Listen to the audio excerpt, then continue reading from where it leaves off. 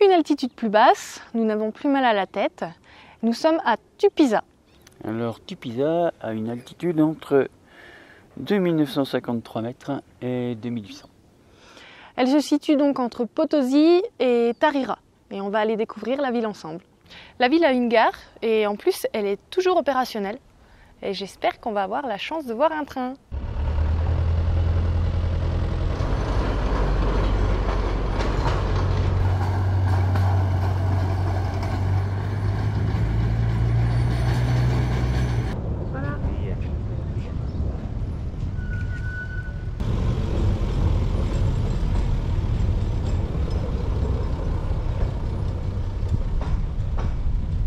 Alors vous voyez, le train ici, c'est un bus Mercedes comme on voit sur les routes en France ou ailleurs.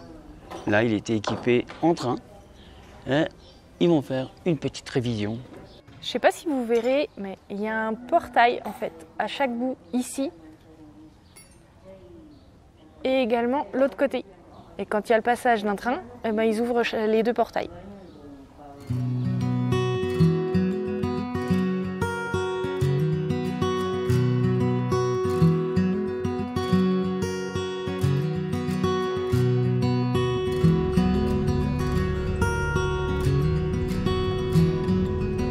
Tupiza a une belle petite place, c'est la place de l'Indépendance.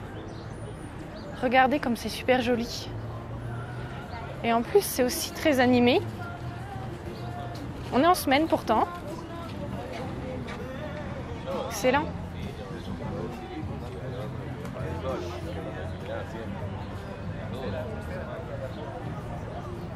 Et sur cette place, il y a également la statue de Don Avelino Aramayo. C'est un célèbre homme d'affaires bolivien qui a possédé les mines dans les années 1820. Il est juste là-haut, là.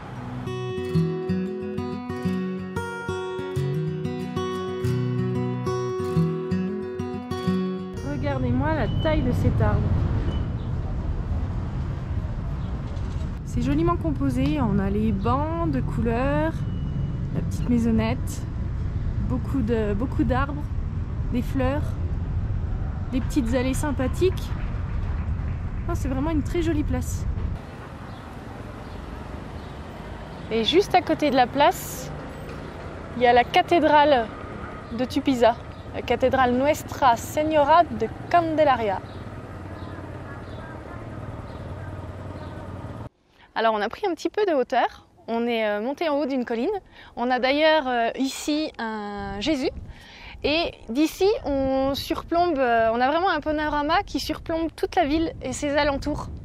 Et vous pouvez remarquer que par ici, tout autour même, il y a des montagnes un peu de couleur rougeâtre. Et ces roches sont vraiment typiques de cet environnement. Et c'est ce qui fait vraiment le charme de ce lieu. D'ailleurs, on parle souvent ici de Far West bolivien. C'est parce qu'on a un paysage qui est digne des films américains.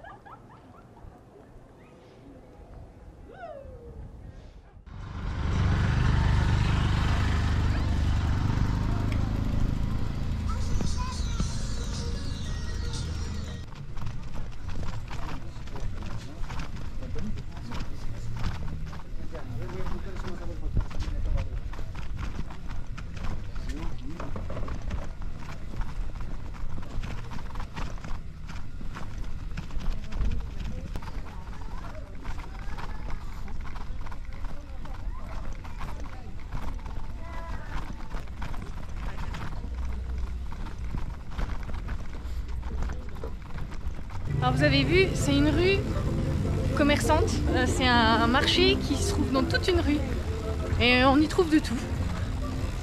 L'ambiance est sympathique.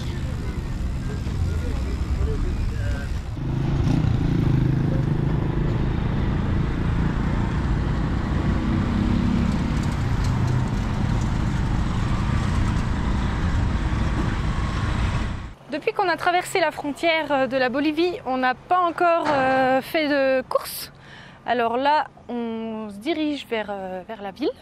On va essayer de trouver le Mercado. Ouais. Je l'ai déjà vu, le Mercado. Ça va être une surprise pour vous, ça va être une surprise pour Marilyn. Oui, parce que moi, j'ai pas encore vu. Donc, on va aller voir ça et puis on va essayer de s'approvisionner. Autrement, regardez, une lumière exceptionnelle. Ah ouais, Une c'est lumière beau. Exceptionnelle, c'est magnifique.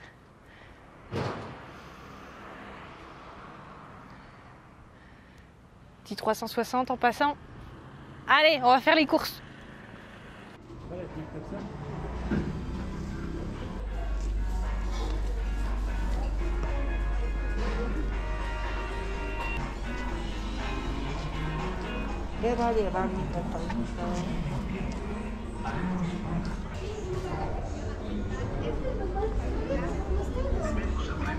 Tiens, test.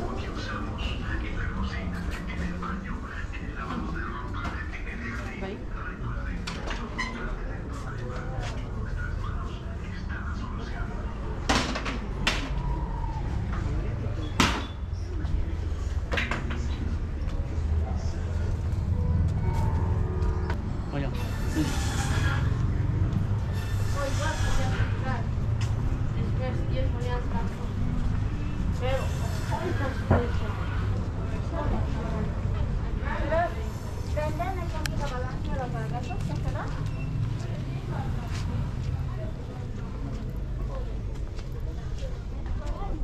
Bon voilà, on a fait nos petites courses. On a trouvé des œufs, des poivrons, des tomates, un petit peu de viande. Poulet, la viande, des petites côtes de porc, des trucs comme ça. Et puis maintenant, on va appeler un torito. Un torito.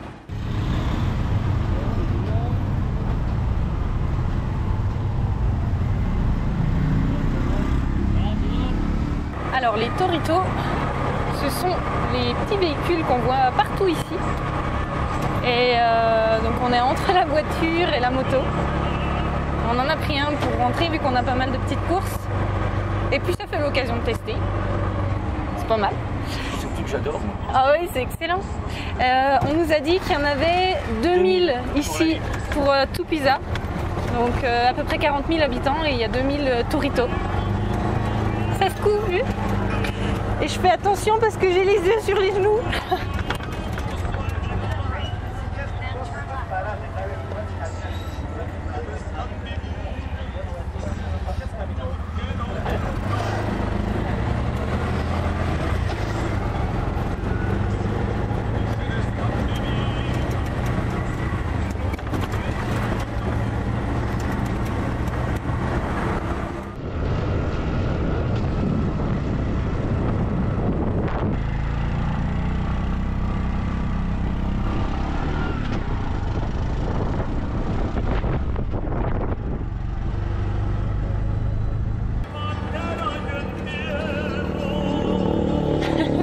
Je croirais dans le même là. Ah, excellent.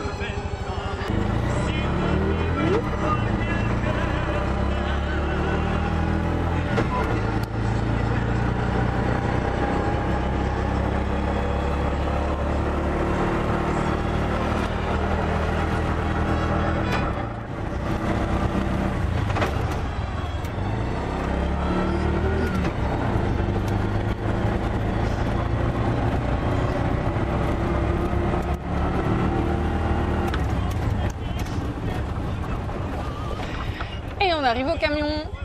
Et ben voilà, on a fait un tour de tuk-tuk, de Torito. Torito. Alors c'est dommage, il fallait que j'indique la direction où on était. Autrement, j'aurais bien plus profité. Je Bon, pense on qu'on en refera. prendra un pour se promener. On en refera, ouais. Franchement, c'est trop rigolo. C'est excellent. Ça se coud. Les œufs sont arrivés intacts, mais il fallait que je les tienne. Mais ça se coud, mais c'est rigolo. On s'est bien éclaté. Oh, Oh, ça a duré quoi, 5 minutes? Ouais, ouais. Et ça coûte 3 fois rien. Oui, c'est excellent. Ah, que linda.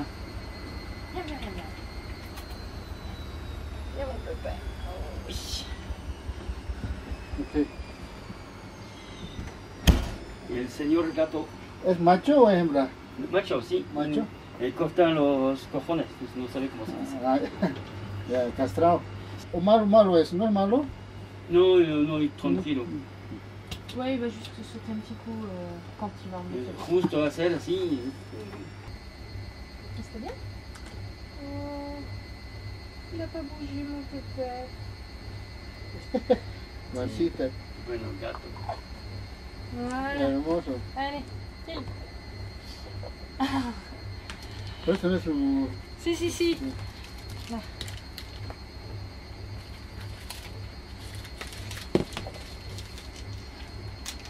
Han venido desde Francia, en este. Sí, viene de Francia con el vasco. Qué lindo. Alors, je vous explique pourquoi on a un vétérinaire qui est venu dans le camion. Rien de grave, je vous rassure, le chat va très bien. En fait, c'était juste un rappel de vaccin contre la rage. Il arrivait quasiment à échéance. Donc, si on veut pouvoir passer les frontières dans les règles, il faut forcément le renouveler. Et puis, de toute façon, ça protège le chat aussi. Hein, c'est pour son bien. Donc, voilà, on a été voir le vétérinaire en ville. À Tupisa. Oui, à Tupisa cet après-midi. Alors, on ne savait pas. C'était un jour férié et donc il est quand même venu. Et c'est en sortant qu'il nous a dit oui, parce qu'on lui a posé des questions sur ce qu'il y avait à visiter dans le coin. Il nous a dit aujourd'hui il n'y a rien à visiter parce que c'est férié. Et là, je me suis dit, oh, on l'a dérangé un jour férié, mais il nous a jamais rien dit. Super bien accueilli. Il est venu, il est quand même venu et tout, il nous a jamais dit que c'était un jour férié. Et donc, à savoir que si vous avez un animal à faire vacciner ou quoi que ce soit, sur Tupisa dans les coins, venez ici, il est franchement adorable cet homme. Ouais. Super donc, sympathique. Du coup, notre chat, il va ça y est, il est à jour et au moins ça c'est fait, on est tranquille concernant le vaccin contre la rage, donc ça c'est top. Ce matin, on a enfourché nos vélos pour explorer les alentours de Tupisa, parce qu'a priori, il y a quelques points très jolis aussi. Et on n'a pas fait beaucoup de kilomètres et on n'est déjà pas déçus, c'est vraiment magnifique. Donc là, nous sommes aux Portes du Diable, Puerta del Diablo. Et c'est magnifique. Je vous montre d'en bas aussi ce que ça donne. Je vous fais un petit 360. Regardez comme c'est magnifique.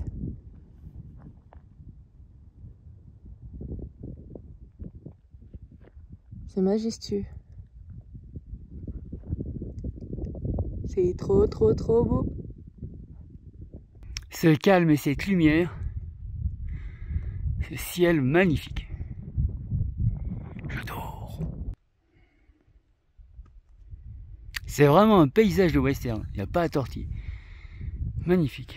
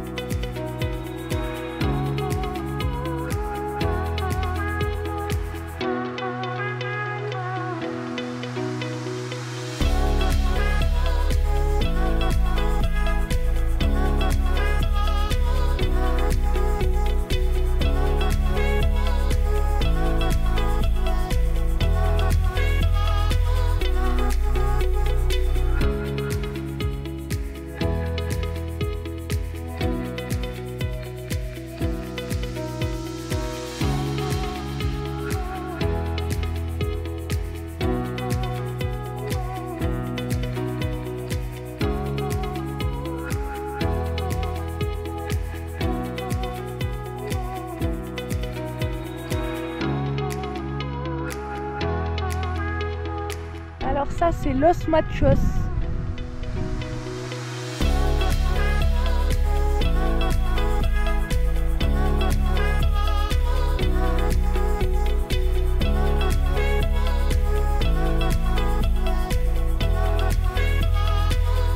Et au bout de ce petit chemin, on aboutit au Canyon del Inca. Alors je crois que c'est de la randonnée ensuite pédestre. Je sais pas si on va le faire parce qu'on n'est pas tellement équipé pour là. Et puis en plus on a les vélos. Mais bon, ça n'empêche pas que l'on peut admirer tout ça. C'est vraiment très joli. Alors tout ce que l'on visite là, a priori il est possible de le faire également à cheval. Il y a la ville qui organise des sorties de 3 heures, 5 heures, même plusieurs jours je crois. Et puis ça permet de découvrir les environs, de se balader à cheval. Et bien souvent je crois qu'ils emmènent dans les points que l'on a visités. Nous on a fait le choix donc de le faire à vélo. parce que le chemin est praticable. Mais je pense qu'à cheval, ça peut être sympa aussi. Donc si un jour vous venez par ici, sachez que c'est possible, à cheval aussi. Didier est parti voir si on peut grimper un petit peu à pied ou pas. Alors, je vais attendre qu'il revienne. Peut-être qu'on va aller voir d'un petit peu plus haut. J'entends du bruit. Quelque chose arrive. Une grosse bête. Je me cache. Une grosse bête avec une casquette rouge.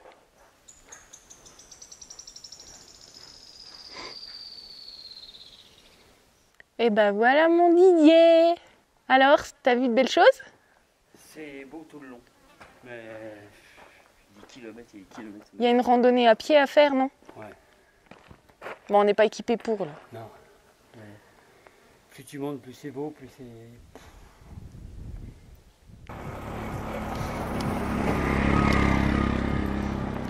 Les toritos, ils viennent même jusqu'ici. Excellent. Bon, nous, on revient sur nos pas, tranquillement. Et puis, on va partir à la découverte d'autres endroits qui sont jolis, normalement. On va voir, mais jusque-là, on n'est pas déçus. C'est vraiment super sympa. Regardez. C'est joli, hein? La petite route. Hop. Bon, désolé si ça secoue un peu. Hop.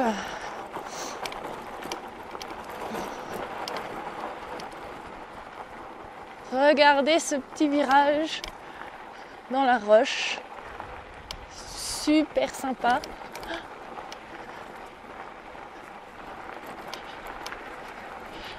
Et là, on va revenir sur Los Machos un petit peu plus loin.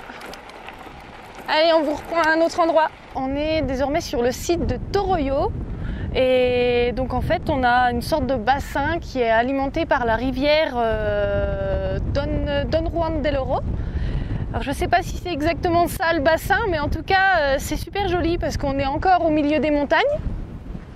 Et je vais vous montrer après, il y a des endroits où il y a de l'eau et donc du coup, ils en profitent pour faire de la culture. Donc on a un petit contraste qui se fait entre les roches et puis des espaces verts. Je vais vous montrer ça juste après.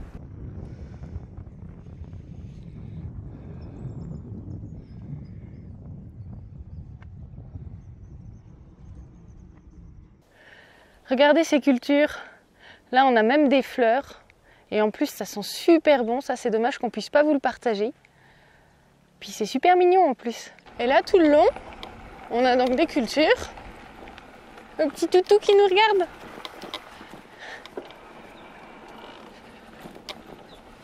Des cultures tout le long. Et à droite, il y a la rivière. Juste derrière tout ça. Donc je pense que du coup, ça crée des sols qui restent humides.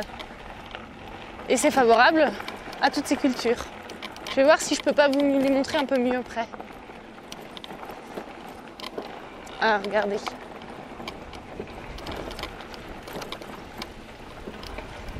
Là, c'est un petit peu plus dégagé. Vous en voyez un peu plus. Et on a ce contraste entre les roches et les cultures toutes vertes. Puis les arbres, bien sûr, aussi. C'est excellent. Alors là, je suis au milieu de la rivière.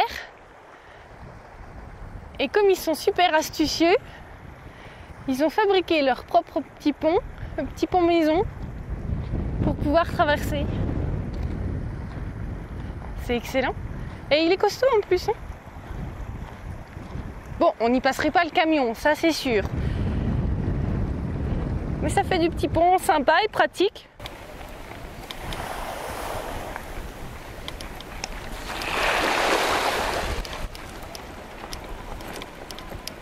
Voilà, là on arrive au bout des cultures. Vous avez vu comme c'est vert.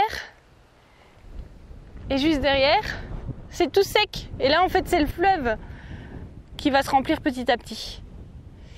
Et on va repartir direction là-bas.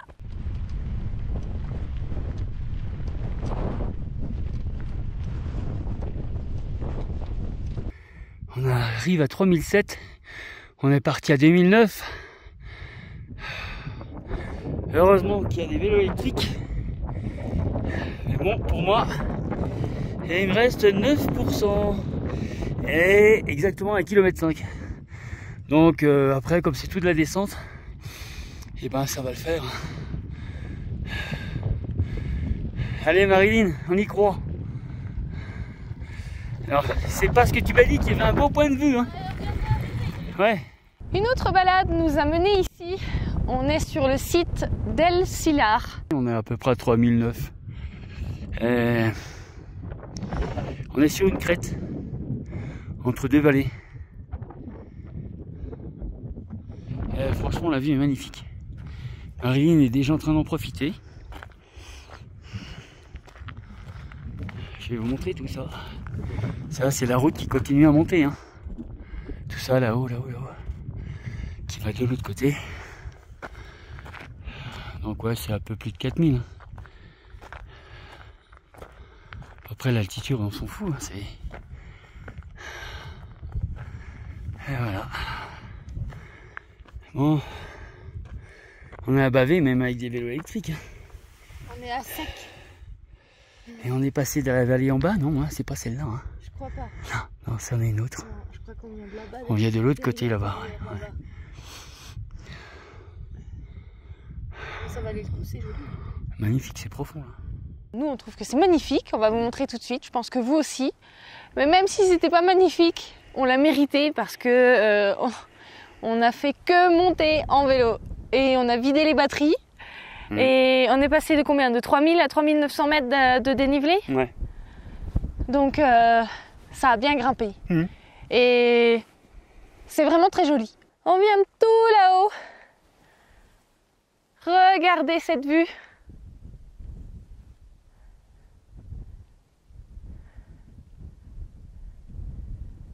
C'est super beau.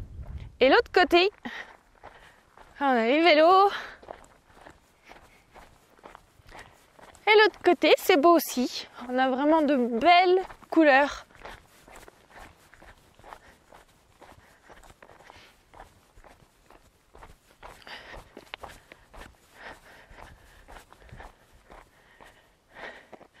Bon, maintenant on va repartir avec les vélos qui ont quasiment plus de batterie. Didier doit être à 9% et moi, ça m'affiche 10 km.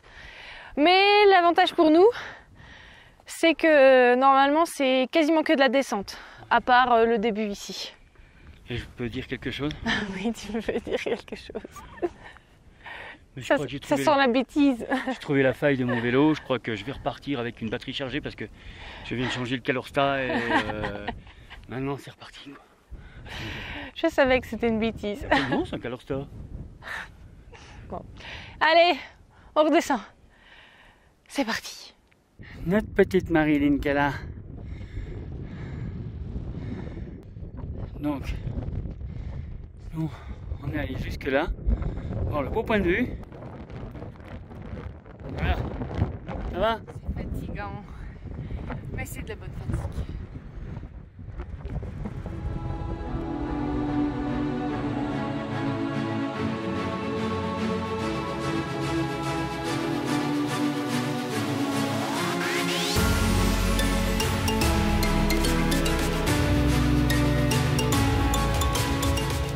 Et Marilyn qui descend tout debout.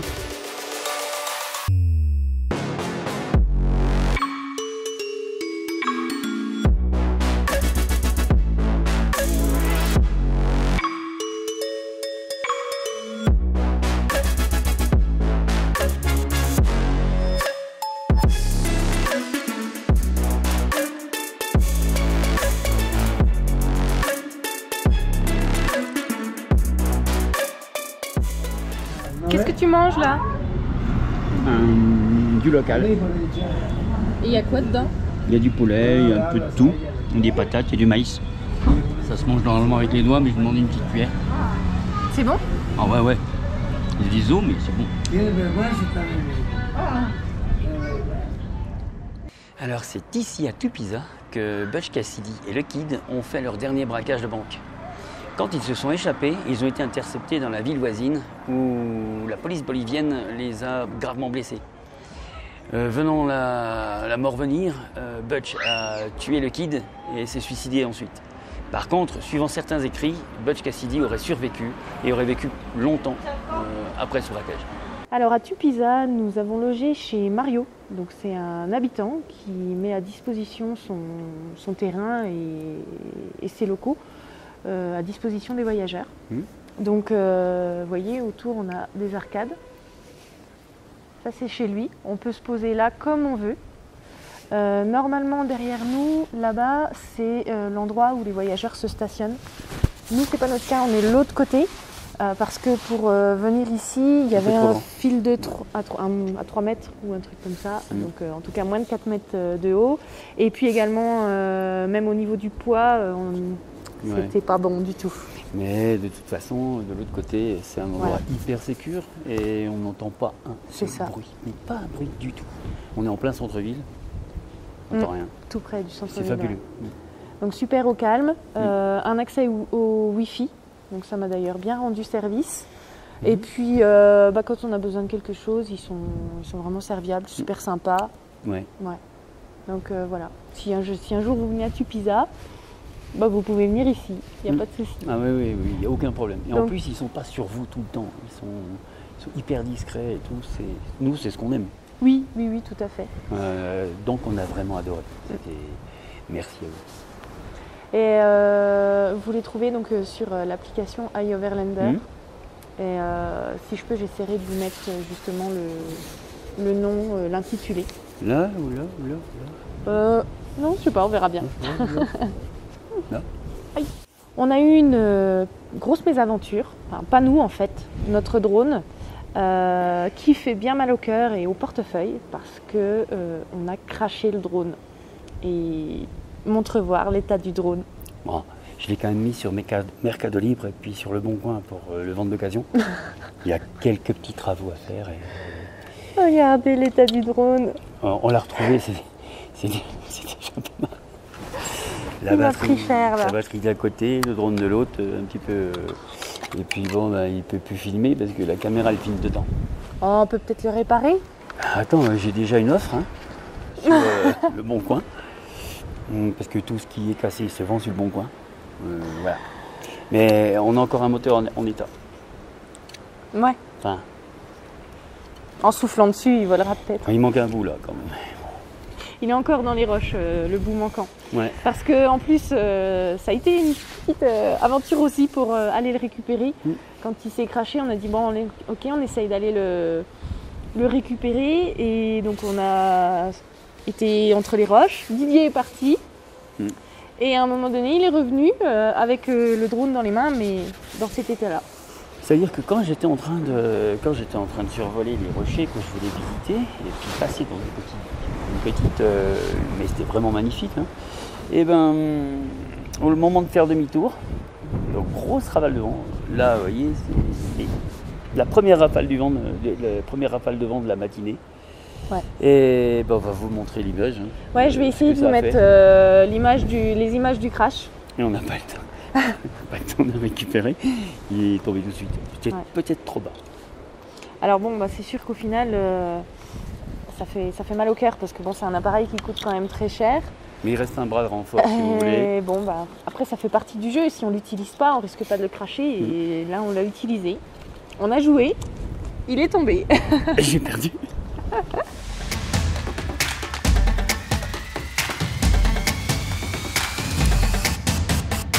Voilà, c'est à la recherche du drone. Mais quand on voit tous les rochers là-haut, il peut être n'importe où. Je pense que je peux faire une croix dessus. J'ai déjà au moins une batterie. Et il peut être n'importe où.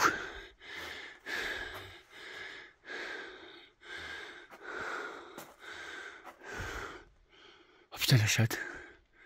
Pardon. C'est sur cette mésaventure que l'on va terminer cette vidéo. Comme d'habitude, un petit pouce, commentez, partagez. Abonnez-vous si ce n'est pas encore déjà fait, sans oublier la petite clochette. Et on vous dit à très bientôt pour de nouvelles aventures. Ah si, Il démarre quand même. Hein. On va le oui. Je vais Oh le réparer avec un peu de colle. Bon, je crois qu'on pourra pas le faire voler quand même. En tout cas, n'oubliez pas, voyager, c'est la liberté.